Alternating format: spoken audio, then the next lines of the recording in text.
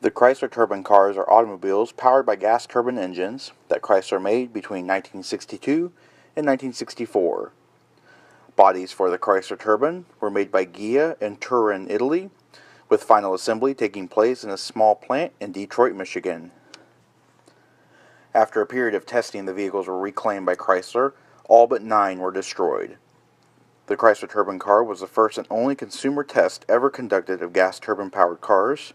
Of the total 55 units, 5 prototypes and 50 production cars. Most were scrapped at the end of the trial period, with only 9 remaining in museums and private collections. Though Chrysler's turbine engine project was terminated in 1977, the turbine car was the high point of a 3-decade project to perfect the engine for practical use. The car sounded like a giant vacuum cleaner, which was unexpected to consumers who were more familiar with the sound of a large American V8. That being said, some observers admired that sound. The bodies and interiors were crafted by Ghia in Italy. The mostly completed bodies were shipped to Chrysler's Greenfield Avenue Turbine Research Center in Detroit for final assembly.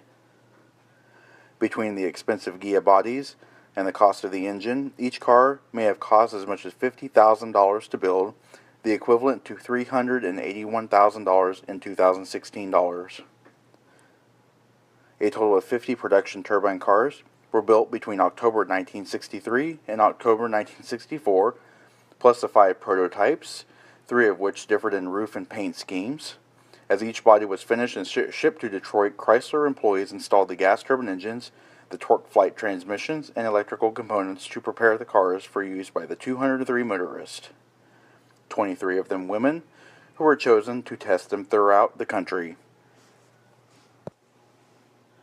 The turbine car is a 2-door hardtop coupe with 4 individual bucket seats, power steering, power brakes, and power windows. Its most prominent design feature are the 2 large horizontal taillights and turbine nacelles with backup lamps installed inside, giving the appearance of highly styled exhaust. They are mounted inside a very heavy chrome sculptured bumper. Up front, the single headlamps are mounted in chrome nacelles with turbine styling themes, creating a striking appearance. This theme is carried throughout the center console in the interior and the hubcaps. Even the tires were specially made with small turbine vanes molded into the white sidewalls. The tires measured 7.5 by 14 inches and were bias ply. It is finished in a reddish-brown Frostfire metallic paint, which was later renamed Turbine Bronze and was made available on production automobiles. The roof is covered in black vinyl with chrome window trim, and the interior features bronze-colored English calfskin leather upholstery with plush, cut-pile bronze-colored carpets. The turbine was only available in one color, with no options that were available.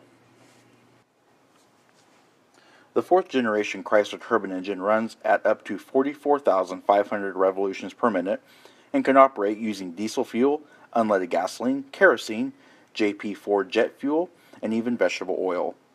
Chrysler claimed the turbine can gulp anything from peanut oil to Chanel No. 5. The president of Mexico, Adolfo López Mateos, tested this theory by running one of the first cars successfully on tequila, after Chrysler engineers confirmed that the car would operate successfully.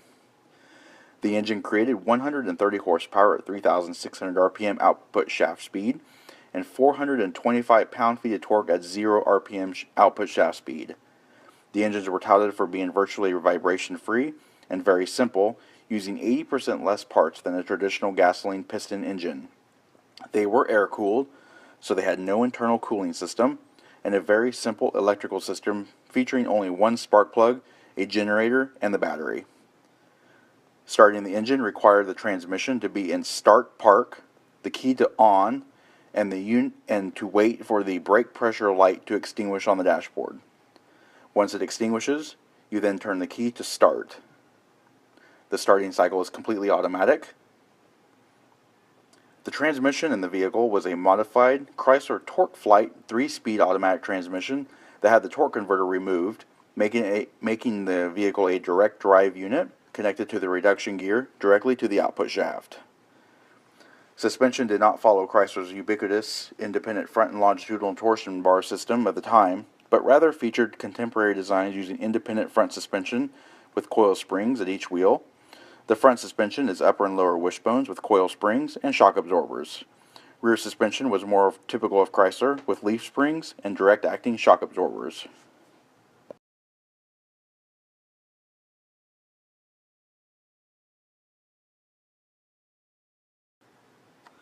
Luxurious and lasting beauty are displayed throughout the turbine car by full leather trim accented by bright and brushed metal finishes. Seats, doors, trim panels, and instrument panel are covered in soft, rich, copper-colored leather. A unique and striking feature of the interior is the bright anodized aluminum console tube extending from the front to the rear between the seats. The instrument panel is airfoil in shape and enclosed in leather to a point midway down to the lower panel. Below the leather is a horizontal electroluminescent band, with the remainder of the lower panel covered in a satin finish stainless steel. The instrument cluster comprises of 3 circular pods mounted over the steering column. The center pod, covered in leather, contains the speedometer, the odometer, trip odometer, high beam indicator, and fuel gauge. Both left and right pods intersect the lower panel and are painted to match the non-reflective color of the leather covering on the top of the dash panel. The left pod houses the turbine inlet temperature gauge, ammeter, oil pressure gauge, and the oil pressure warning light. The right pod contains an electric clock set in the center of the tachometer, which indicates the speed of the first stage turbine.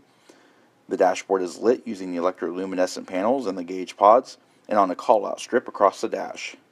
The system did not use bulbs. Instead, an inverter and transformer raised the battery voltage to over 100 volts AC and passed that high voltage throughout special plastic layers, causing the gauges to glow with a blue-green light.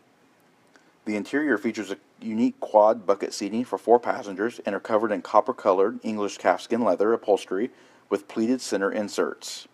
Bright molding surrounds the seat back perimeters. The carpeting is the same copper-colored with plush cut pile nylon material covering the entire flooring. The headliner is an off-white perforated vinyl. The car itself was designed by the Chrysler Studios under the direction of Elwood Ingle, who had worked for the Ford Motor Company before his move to Chrysler. The designer credited with the actual look of the car was Charles Mashigan, who designed the 2-seat show car called the Typhoon, which was displayed at the 1964 World's Fair in New York City. Ingle used many older Ford styling themes. The rear taillight bumper assembly was copied directly, with revisions from a 1958 Ford styling study called the La Galaxie. He used none of the themes associated with his 1964 Imperial. As Ingle incorporated many of the design themes from the 1961 Thunderbird, and because the car was a 4-seater of similar size and appointment, many enthusiasts called the Ghia Turbine the Inglebird. After Chrysler finished the user program and other public displays of the cars, 46 of them were destroyed. 45 of the destroyed turbines were burned and crushed at a scrapyard south of Detroit. The 46th example was destroyed at the Chrysler Chelsea Proving Grounds during a crash test study. Chrysler announced that this was necessary to avoid a tariff, but that was only part of the story. The destruction of the cars was in line with the automobile industry's practice of not selling non-production or prototype cars to the public. Of the remaining 9 cars, 6 had the engines deactivated, then they were donated to museums around the country. Chrysler retained the 3 operational turbine cars for historical reasons. One turbine car that is functional, owned by the Museum of Transportation in St. Louis, was photographed for Mopar Action magazine and appears at car shows around the United States from time to time. The other 2 cars in private ownership, Jay Leno has one in his house and garage in California, and a gentleman in Terre Haute, Indiana has one in his private collection as well. Both are operating, fully functional, and drivable. And this does conclude our detailed look and history of the 1963 Chrysler Turbine. As always, thanks for watching.